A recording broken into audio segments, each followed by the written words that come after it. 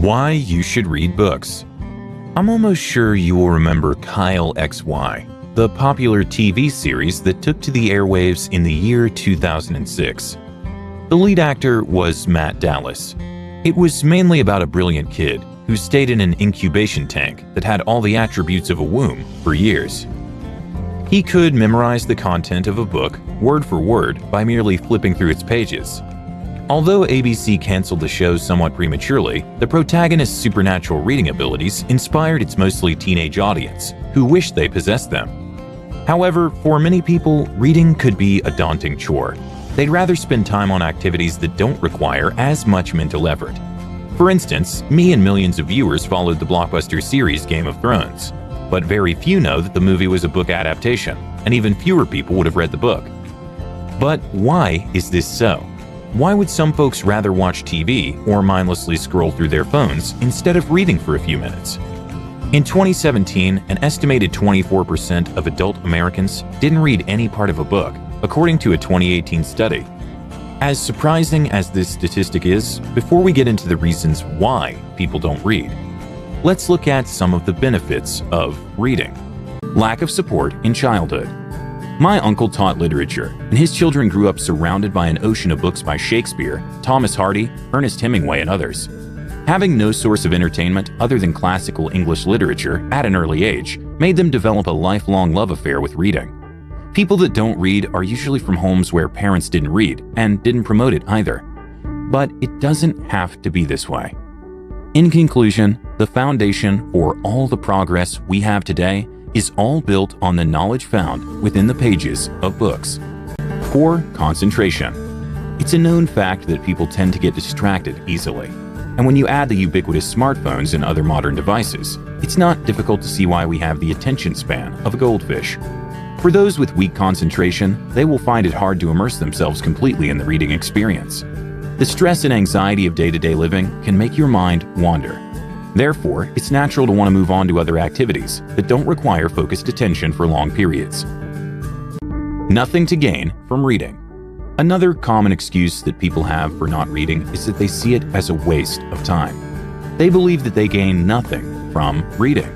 To these people, the only benefits from books were when you read them in school to pass exams, graduate, and get a job.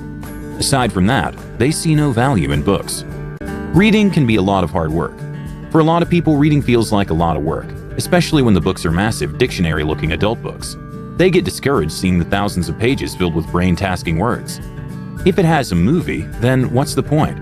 It used to be this, statistically speaking, books that have been adapted into motion pictures are most likely to get less attention after the motion picture has been released. Most people would rather watch the episodes of Game of Thrones than pick up the books. Apparently, the movie is easier, more engaging, and more entertaining. No time to read. Understandably, this is the most common reason. Everyone is busy. You have your work, household chores, parental responsibilities, and a million other things needing your attention. You also have just 24 hours for them each day. Reading can be time-consuming, and some books have thousands of pages, requiring several months to finish. So why bother at all? Carry a book everywhere you go. While riding in a taxi, waiting in line in the airport, you can start reading and gainfully employ your waiting time. E-books are now a thing, so transform your smartphone into a portable library and make it easier to carry your books around. Now, let's look at some of the common reasons why people don't read. Read books that interest you. A work of fiction will be a good start, or an inspirational nonfiction book that you can relate with, like the Ben Carson book I read years ago. If the prospect of reading a book seems daunting, start with articles, blog posts, and other shorter forms that interest you. It just takes one excellent writing to make you fall in love with reading. Read at least 30 minutes every day. Carve out time from your busy schedule to do some reading. As little as 30 minutes every day, followed consistently, will help build the habit up over time. And before you realize it, you could be reading as much as 3 books a month. Change your mindset. The belief that reading is stressful or difficult is one that hinders so many from taking up the habit. But nothing could be further from the truth. When you read something exceptional and come to realize the importance of books for learning and growth, you will find it not only enjoyable, but also a form of stress release. However, to start, you must find something that genuinely interests you. Reading helps with depression. The rise in cases of suicides and deaths from depression are pretty alarming. Reading fiction can help a depressed mind escape their troubled world into a world where they can feel safe and valued. And if done continually, it can help them begin to see reasons as to why they can come out from every situation they're passing through. It lets you in on the ideas of others. Having just an opinion on a subject is detrimental to any kind of meaningful growth. Ideas need to be collated from time past and present, and the pros and cons weighed in order to create something truly outstanding. This has been very important in the numerous breakthroughs we've made in various fields today. No idea is a waste, be it successful or not. Now you know why you should form the habit of reading and encourage the younger generation to do the same.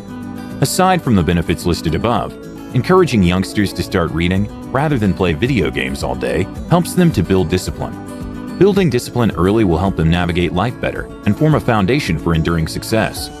So, how do you go about developing the habit of reading? You can start by following the simple steps stated below. Reading helps in stress reduction. Now, this is important for some folks who think reading is stressful. In 2009, researchers carried out a study on the effects of humor, yoga, and reading on stress levels on students. The study discovered that about 25 to 30 minutes of reading lowered heart rate, blood pressure, and feelings of psychological distress in the same way that humor and yoga did. So you see, it's not reading that's stressful, but your beliefs towards it. Reading can be transformative. According to a growing body of researchers, reading transforms your mind and thoughts. Inspired by a book, many people have had their lives transformed and charted a new course. Gifted Hands by Ben Carson so much changed my life and thoughts back in high school that I really wouldn't know how I would have coped without it. It makes you more empathic.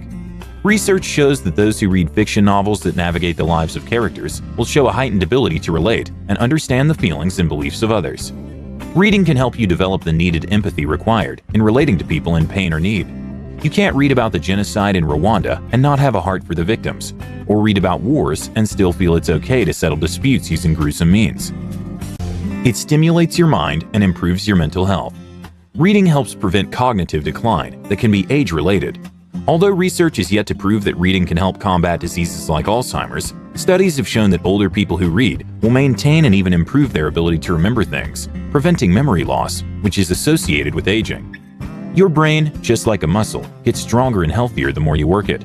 Activities like playing chess and doing puzzles engage the mind the way reading does. They're also sources of cognitive stimulus.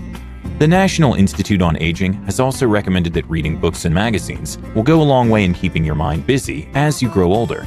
You wouldn't want your mind to become the devil's workshop or bored to death, would you? Increases your vocabulary. Have you ever had a problem with expressing yourself with the right words? Reading can go a long way in ensuring that you build up a wide range of vocabulary, which you can use in expressing yourself every day. A poll conducted in the year 2019 by Cengage showed that 69% of employers are more likely to hire people with the ability to communicate effectively. Nobody wants an employee who wouldn't have the right words to say at the right time, or who wouldn't have the right words at all. New words are continually added to the dictionary, and the surest way to get acquainted with words as they evolve is to read books. Reading is the best way to increase your exposure to new words. You won't learn most of the new terms from shows and sitcoms. Authors are usually more detailed in the use of words than entertainers. The benefits of reading. Reading has been a very vital part of the human race survival and existence. It's how humans transmit ideas and information. The cross-pollination of ideas extrapolated from reading widely is how we've been able to make advances in the fields of technology, medicine, and engineering. We indeed have things easier now. Thanks to the advent of the web, we can now watch how-to videos rather than read to learn a particular topic. While this might seem okay and more accessible, it's of importance that we don't neglect the foundation on which these things we enjoy were built on. Reading is not the only way of acquiring knowledge. However, it remains highly relevant. Here are some benefits of reading. So, it's safe to say reading is one activity you must learn to do if you want to get a head start in life. Even if you're not naturally inclined, make every effort to grow this habit. Most of the world's greatest leaders and successful business people have a large appetite for books. It's reported that Bill Gates reads as much as 50 books in a year. Warren Buffett reads 5 newspapers and over 500 pages of reports daily. And Mark Zuckerberg reads a book every 2 weeks. So, who knows? Reading could just be the secret pass to the Billionaire Club. Thank you guys so much for watching.